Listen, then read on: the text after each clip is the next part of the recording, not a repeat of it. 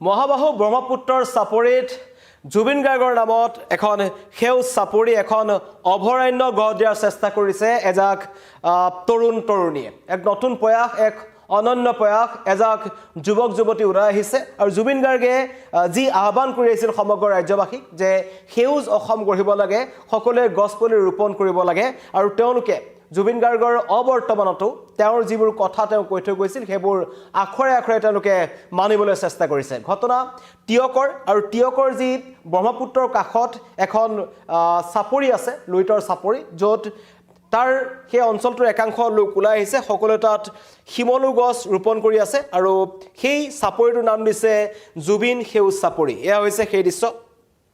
টিয়কৰ ব্ৰহ্মপুত্ৰৰ কাষত দৃশ্য তেওঁলোকে নাম ৰাখিছে জুবিন সেউজ চাপৰি সুৰক্ষা সমিতিৰ উদ্যোগত বৃক্ষৰোপণ অনুষ্ঠান আৰু স্বতঃস্ফূৰ্তভাৱে যিসকল তাত থকা বিশেষকৈ নতুন প্ৰজন্মৰ লোকসকল ওলাই আহিছে আৰু লগতে তাৰ গাঁওবাসীৰ লোকসকল ওলাই আহিছে তেওঁলোকৰ এটাই কথা যে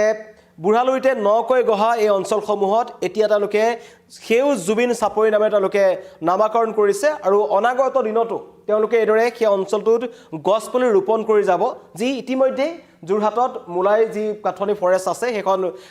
গড় দি ইতিমধ্যে যাদৱ পায়াঙে সমগ্ৰ বিশ্ববাসীৰ সন্মুখত দেখুৱাই দিছে যে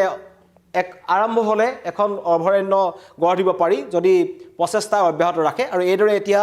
এই টিয়কৰ এইসকল লোক ওলাই আহিছে বিশেষকৈ ৰূপক টায়ুং নামৰ এজন যুৱক ওলাই আহিছে তেওঁৰ নেতৃত্বত এখন অৰণ্য গঢ়াৰ প্ৰয়াস কৰিছে আৰু অৰণ্যখনত থাকিব কেৱল শিমলু গছ কাৰণ সেই অঞ্চলটোত এটা সময়ত শগুনৰ বসতিস্থল হিচাপে তেওঁলোক খুব সকলোৱে জানিছিল যথেষ্ট সংখ্যক শগুন সেই অঞ্চলটোত থাকিছিল কাৰণ ডাঙৰ ডাঙৰ গছ আছিল কিন্তু কালক্ৰমত সেই শগুনসমূহ তাত নথকা হ'ল বহু শগুন হেৰাই গ'ল কিন্তু তাহানিৰ সেই দিনবোৰ ঘূৰাই অনাৰ আশাৰে এই বৃহৎ চাপৰিটোত ইতিমধ্যে ৰোপণ কৰা হৈছে প্ৰায় 500ৰো অধিক শিমলু গছ আৰু গাঁওখনৰ ৰাইজে এই চাপৰিটোৰ নাম ৰাখিছে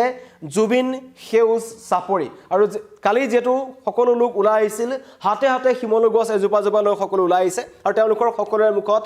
জয় জুবিনদা ধ্বনি জুবিনদা অমৰ হওক জুবিনদাই ন্যায় পাওক আৰু আমাৰ মাজত জুবিন গাৰ্গ কায়িকভাৱে নাথাকিলেও তেখেতৰ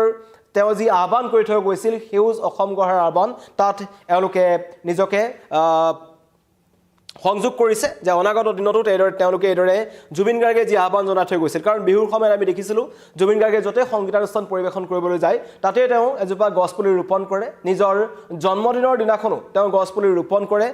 তেওঁ মঞ্চত বাৰম্বাৰ সদায় কৈ থৈ গৈছিল যে নাহৰ পুলি ৰুব লাগে বিভিন্ন ধৰণৰ গছ পুলি ৰুব লাগে কাৰণ এখন সেউজ অসম আমি গঢ়িব লাগে আৰু সেই সেউজ অসম গঢ় দিয়াৰ ক্ষেত্ৰত এবাৰ আগবাঢ়ি আহিছে টিয়কৰ এজাক তৰুণ তৰুণী যিসকলে এখন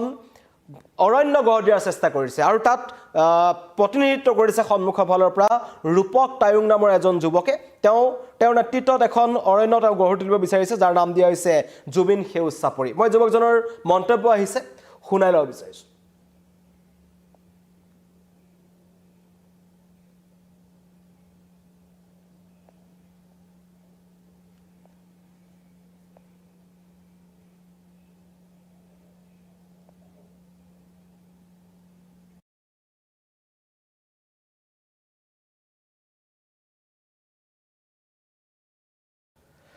এয়া টিয়কৰ দৃশ্য আপোনালোকক দেখুৱাই আছোঁ টিয়কত একাংশ লোক ওলাই আহিছে যিসকলে এখন অৰণ্য গঢ় দিয়াৰ চেষ্টা কৰিছে নাম ৰাখিছে জুবিন সেউজ চাপৰি আৰু এয়া হৈছে সুৰক্ষা সমিতিৰ উদ্যোগত তেওঁলোকে এই অনুষ্ঠানৰ আয়োজন কৰিছিল আৰু কালিৰ দিনটোত এইদৰে জুবিন গাৰ্গৰ ডাঙৰ ডাঙৰ পোষ্টাৰ হোৰ্ডিং লগাই তেওঁলোকে এই কাৰ্যসূচী আৰম্ভ কৰিছে আৰু তেওঁলোকে আহ্বান জনাইছে যে ৰাজ্যৰ অন্য ঠাইতো বিভিন্ন প্ৰান্তত এইদৰে জুবিন গাৰ্গৰ নামত গছ ৰোপণ কৰা বা এনেকুৱা ধৰণৰ কাৰ্যসূচী আমি গ্ৰহণ কৰি থাকিব পাৰোঁ মন্তব্য আহিছে আমি শুনাই ল'ব বিচাৰিছোঁ এই চিন্তা চৰ্চাটো মই প্ৰায় আপোনাৰ 3 বছৰৰ পৰা এই চিন্তা চৰ্চাটো মোৰ মনলৈ আহিছিলে তাৰপিছত এতিয়া প্ৰায় 2 মাহ হৈছে এই 2 মাহত মই গোটেই ইয়াত সোণাই চাপৰি এই চাপৰি আছিলে ইয়াতে প্ৰথম শিমলু গছেৰে আৰম্ভ কৰিছিলোঁ পৰৱৰ্তী সময়ত চিন্তা চৰ্চা কৰিলোঁ যে এই ঠাইডোখৰৰ নাম সকলো ৰাইজে ক'লে যে জুবিন সেউজ চাপৰি নামেৰে নামকৰণ কৰা হওক ইয়াত আমি প্ৰথমে শিমলু গছেৰে আৰম্ভ কৰিছোঁ কাৰণ চাওক এই অঞ্চলটো শগুনপৰা নামটো এই কাৰণে আছে ওপৰ শগুনপৰা আগত ইয়াত শগুনে বসস্থান কৰিছিল ইয়াত শিমলু গছৰ ওপৰত গতিকে মই ভাবিছিলোঁ যে প্ৰথম আমি শিমলু গছটো ৰুওঁ, আকৌ আমাৰ সেই যিটো নেকি চৰাই চিৰিকটি আকৌ আহিবগৈ, শিমলু গছৰ ওপৰতে চৰাই চিৰিকটিসকলে বাসস্থান কৰিব। আৰু যথেষ্ট এটা বৃহৎ চাপৰি, আৰু এই চাপৰিটোত বহু বিঘা বহু হেক্টৰ মাটি আছে। যদি এখন সেউজীয়া এখন শিমলুৰ আচলতে অৰণ্য হয়,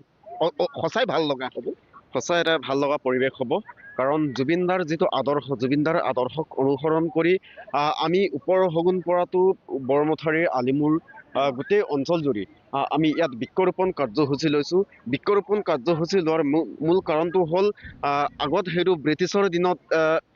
এটা জাহাজ বন্ধা ঠাই আছিল, যিটো তেতিয়াই মানে ওপৰ হগুন পৰা ইয়াত ডাঙৰ ডাঙৰ শিমলু গছ আছিলে, ডাঙৰ ডাঙৰ গছ আছিলে। সেইটো কাৰণে তাত যেতিয়া ব্ৰিটিছে ইয়াত নাও বান্ধিছিল, তেতিয়া শিমলু গছৰ পৰা মানে শগুন পৰিছিল। সেইটো কাৰণে ওপৰ শগুন পৰা নামটো তেতিয়াৰ পৰা হ'ল বুলি আমাৰ বয়োজ্যেষ্ঠসকলে কৈ আহিছে। গতিকে আমি ভাবোঁ যে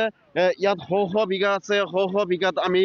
বৃক্ষৰোপণ কৰিম, এটা সেউজ বননীকৰণ সৃষ্টি কৰিম। জুবিনদাৰ যিটো আদৰ্শ, জুবিনদাই প্ৰকৃতিক ভাল পায়, প্ৰকৃতিক ভাল পোৱা আমি জুবিনদা হ'ব নোৱাৰোঁ, কিন্তু জুবিনদাৰ আদৰ্শক অনুগত কৰি আমি গছ গছনি ৰোপণ কৰি এটা সেউজ পৰিৱেশ সৃষ্টি কৰাৰ এটা পৰিকল্পনা ল'ব বিচাৰিছোঁ। মন্তব্য শুনিলে তেওঁলোকে কৈছে আমি জুবিন গাৰ্গ হ'ব নোৱাৰোঁ, কিন্তু জুবিন গাৰ্গে যিবোৰ কাম কৰিবলৈ কৈ থৈ গৈছে সেইবোৰ কামৰ জৰিয়তে আমি তেওঁক জীয়াই ৰাখিব পাৰোঁ। জুবিন গাৰ্গৰ স্মৃতি জীয়াই ৰখাৰ এক এয়া প্ৰচেষ্টা তেওঁলোকৰ, যে প্ৰকৃতি ৰক্ষা কৰক, সেউজ ভৱিষ্যত কৰক, যিবোৰ জুবিন গাৰ্গে কৈ থৈ গৈছিল। আৰু সেউজ পৰিৱেশৰ জৰিয়তে এখন সেউজ অসম গঢ়াৰ ক্ষেত্ৰত এটা পদক্ষেপ টিয়কৰ এইসকল লোকে গ্ৰহণ কৰিছে। আৰু তেওঁলোকে আহ্বান জনাইছে যে ৰাজ্যৰ অন্য প্ৰান্ততো যাতে এনেকুৱা ধৰণৰ পদক্ষেপ গ্ৰহণ কৰে, যাতে জুবিন গাৰ্গে বিচৰা সেউজ অসমখন তেওঁলোকে গঢ় দিব পাৰে। মই ইতিমধ্যে কৈছোঁ যে এই যিটো টিয়কৰ অঞ্চল আছে, এইটো ব্ৰহ্মপুত্ৰই নতুনকৈ গঢ় দিয়া এটা চাপৰি, আৰু সেই অঞ্চলসমূহক আগৰ পৰা শগুনৰ বসতিস্থল হিচাপে জনা গৈছিল। কিন্তু কালৰ সোঁতত লাহে লাহে সেই অঞ্চলসমূহত শগুনৰ বসতি কমিবলৈ ধৰে, কাৰণ তাত গছ গছনি কমিবলৈ ধৰিছিল, একাংশ বনধ্বংসযজ্ঞ চলিল। আৰু শেহতীয়াকৈ আমি দেখিছোঁ যে এই যোৰহাট বা এই অঞ্চলসমূহত যি মলাই কাঠনি আছে, তাতো একাংশ দুৰ্বৃত্তৰ হাতোৰা পৰিছিল, একাংশই জুই লগাই দিছিল। আৰু যাদৱ পায়েঙৰ দৰে ব্যক্তিয়ে বালি খননৰ বিৰুদ্ধে মাত মাতিবলৈ গৈ ৰোষত পৰিব লগা হৈছিল। আৰু তেনে এটুকুৰা ঠাই, তাৰে একেবাৰে নিকটৱৰ্তী ঠাই হৈছে এই টিয়কৰ এই যিটো চাপৰি আছে। এই চাপৰিটোতো কিন্তু অবাধ বন ধ্বংসযজ্ঞ চলিল আৰু গছ গছনি নাইকিয়া হ'ল, তাৰ কাৰণে তাত শগুনৰ বসতি কমি গৈছিল। কিন্তু তেওঁলোকে পুনৰাই, কাৰণ শিমলু গছ ৰোপণ কৰিছে, ওখ ওখ শিমলু গছ হ'লে তাত শগুনবোৰ পুনৰ ঘূৰি আহিব বুলি তেওঁলোকে আশা প্ৰকাশ কৰিছে। আৰু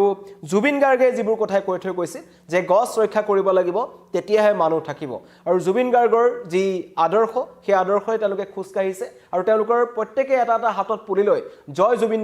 জুবিন দা অমৰ হওক এই ধ্বনি দিছে। আৰু আটাইতকৈ ভাল লগা কথা যে এই যি চাপৰিটো বা যিখন অৰণ্য তেওঁলোকে গঢ় দিবলৈ গৈ আছে, তাৰ নাম তেওঁলোকে ৰাখিলে জুবিন সেউজ চাপৰি। ধন্যবাদ।